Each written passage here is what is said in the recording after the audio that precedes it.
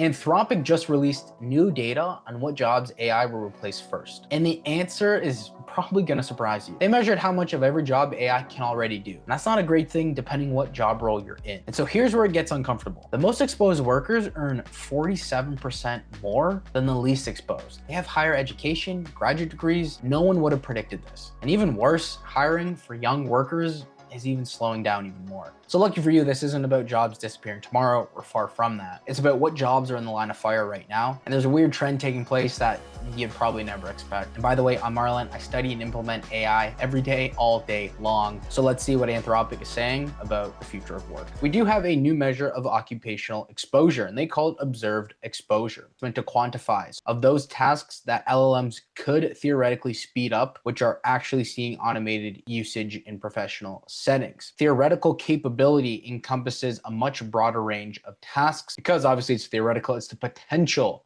Now, I will say in the next probably decade, you will see this theoretical map we're about to go through basically cover everything. And ultimately, by tracking how that gap narrows, observed exposure provides insight into economic changes as they emerge. Now, obviously, you probably have seen this before. As you can see here, the blue is the theoretical and the red is the observed. So again, in theory, it's going to cover, they are saying, this portion of the map, right? So obviously right now, you can't really use AI for transportation. There's no robots. Some may disagree with that. Installation and repair, obviously you're still hiring a plumber, an electrician, X, Y, and Z to do that type of work. Construction, still very much of the manual side.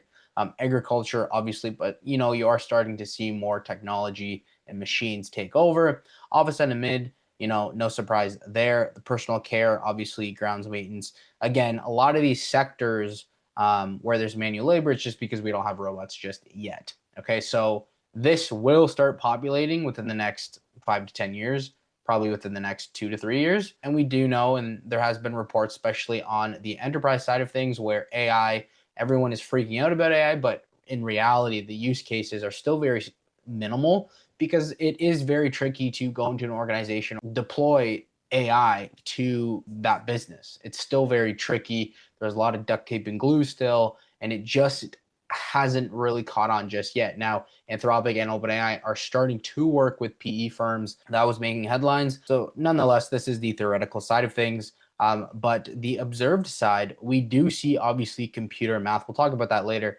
That was one of the things that took a lot of people by surprise a little bit of how things really escalated, especially with Claude Code and Codex. But nonetheless, we have computer and math here. We have business and finance, and those benchmarks keep improving, especially on the finance side of things. I remember a while ago, like you couldn't even put together an Excel sheet. Now, obviously, we have tremendous ability on the finance side and business side, and then the office and admin stuff. Nonetheless, this is the knowledge side of things.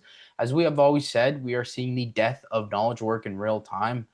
Whether you believe that or not. And we're actually going to dive deep into the jobs that Anthropic is saying will likely disappear or will be severely displaced. And a lot of the jobs are the knowledge roles. Nonetheless, the coverage shows AI is far from reaching its theoretical capabilities. For instance, Claude currently covers just 33% of all tasks in the computer and math category. And again, this is kind of a two-parter. Number one, it's theoretical because we just don't have AGI yet. Like AI is amazing. It's the greatest piece of technology ever developed. But still, again, when it comes to the actual implementation, it's a little tricky, so it's still very nascent and a lot of people don't really understand it just yet. So when it says it's far from reaching its theoretical capabilities, it's because partly of that. So as they kind of make light here, as capabilities advance, adoption spreads and deployment deepens, and the red area will grow to cover the blue. There's a large undercovered area too. Many tasks, of course, remain beyond AI's reach for right now. Again, within the next 5 years, 10 years, you will see the tsunami spread very quickly. Nonetheless, if you are within these job categories, you are more at risk than others. So for instance, computer programmers are at the top with 75% coverage. You even hear it from the hyperscalers that majority of their code now is written by AI, followed by customer service reps. So that side of things can obviously be automated by AI, and a lot of those use cases are already used for AI. And a lot of this is from first-party traffic. So it's just stuff on the back end they see, and they're like, well, it does make sense, and it does check out when you hear other businesses starting to automate a lot of these tasks. Data entry tiers, whose primary task of reading source documents and entering data sees significant automation. And there's a very weird phenomenon that's taking place. We're going to go in that a little deeper because it's kind of not what anyone really expected. And we're going to break what the characteristics of that look like. Nonetheless, computer programs, as we mentioned already, these three are at the top. Then we have medical record specialists at 66.7%. So compile, abstract, and code patient data. There's also a massive use case for the medical side to start implementing AI. Sales reps, wholesale and manufacturing. Interestingly enough, Alex Hermosi, he's kind of within the business niche. He's kind of the top dog in the business niche. He has kind of said that he hasn't used AI for sales calls just yet. He does have kind of a text chat bot that talks to people. A lot of people do say that kind of AI voice will be solved this year. So we're not there just yet, but sales reps is obviously going to be automated, especially kind of in the DMs that will be automated by AI. A lot of people are already doing it right now. Financial and investment analysis. Again, this was historically just garbage. Now it actually is quite good. Software quality assurance, information security analysis, and then computer use support specialists. Now, this for sure is a key factor in this entire report. So the most exposed group is 16 percentage points more likely to be female, 11 percentage points more likely to be white, and almost twice as likely to be Asian. They earn 47% more on average and have higher levels of education. And you see these cycles take place time and time again, where we did have the rise of the blue collar work. They were revered within society. And then you saw the white collar job take place in the 70s and 80s and onwards. And then the finance industry really exploded. But now you will see, I believe, in my opinion, flip again, where a lot of the white collar roles now, where you were told to go get a degree and pursue higher levels of education, now white collar roles, because unfortunately it just maps perfectly with what AI is good at, you're starting to see those jobs be most effective. So going off the back of what I was mentioning, if all workers within the top 10% were laid off, it would increase unemployment within the top quartile group from 3% to 43%, which, we've never really seen, I think, within a group. And it would increase aggregate unemployment from 4% to 13%.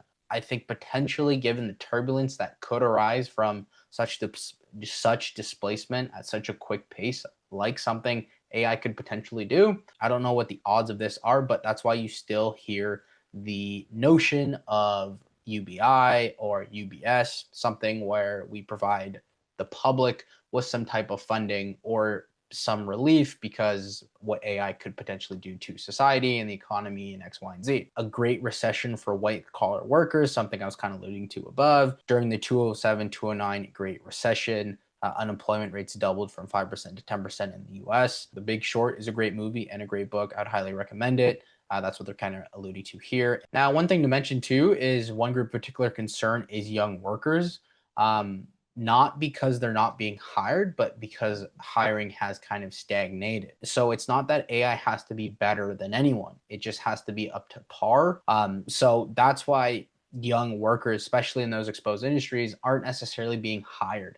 Now, you do have to kind of paste on as well that the economy is kind of unstable. We have a lot of things going on globally. So you do see a slowdown in hiring in general, in my opinion, specifically with younger workers, because a lot of these companies are just like, is there an easier, cheaper method? And now it is becoming AI. And like I mentioned earlier, we do have OpenAI and Anthropic looking to partner with PE firms to actually start implementing these things into businesses and a lot of these major companies. And that will be a massive productivity gain for those companies. But unfortunately, on the back end of that, you will see some employees start seeing the impact of AI. Nonetheless, we do see a concern with younger workers. And if you just talk to anyone that's in the 20s and 30s, it seems like no one is hiring or it's very difficult to get a job. If that is you, comment down below. 6 to 16% fall in employment in exposed occupations among workers aged 22 to 25.